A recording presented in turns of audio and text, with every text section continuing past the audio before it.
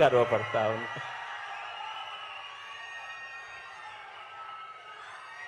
ఆలోచన చేయమని అడుగుతా ఉన్నాను.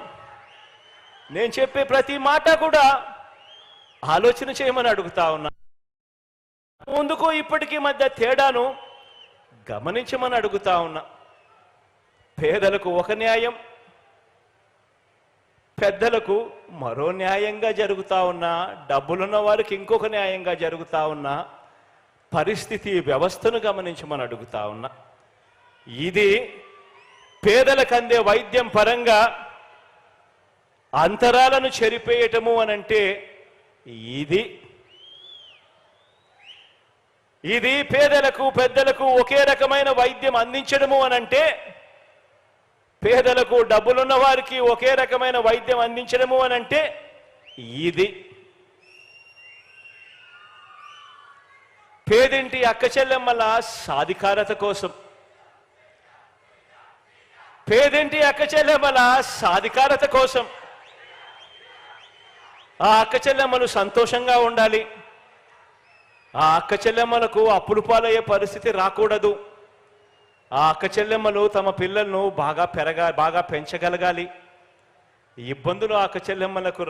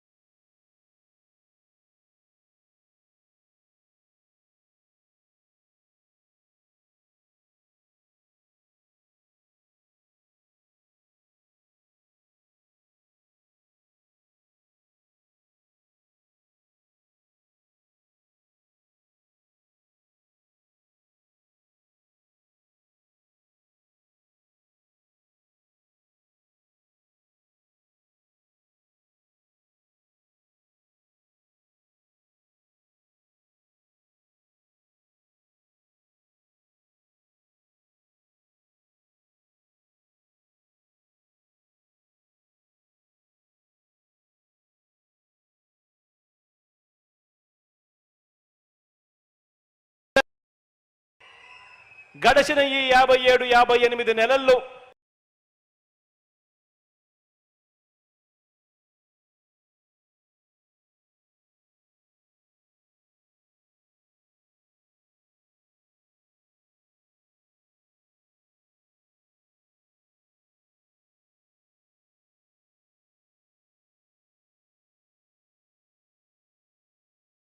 ₹1,55,000